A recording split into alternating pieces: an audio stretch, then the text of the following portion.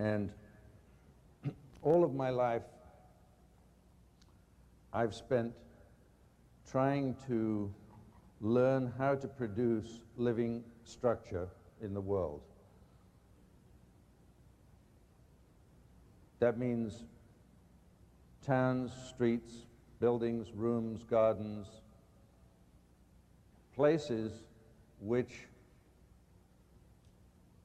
are themselves living or alive.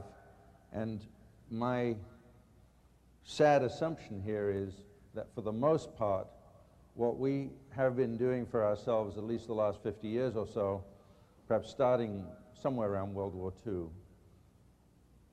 essentially has virtually no ability to produce that kind of living structure in the world.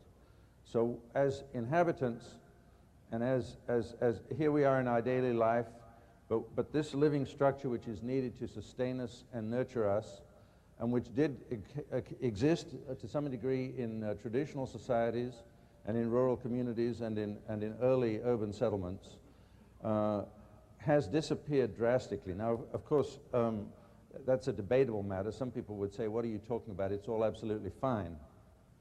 I suppose the architect of this particular room would say that.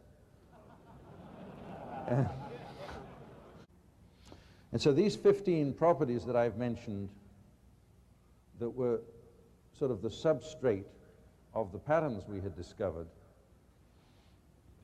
began showing up more and more clearly as the main correlates of this living structure in places, buildings, things, outdoor space, and so forth.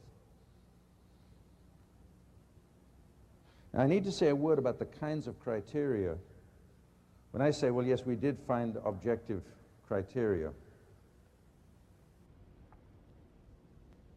because you've got to understand, in my discipline, where the tremendous vested interest among architects that there is no such thing as truth, because everybody wants to do their own damn stupid thing, you know, and get away with it.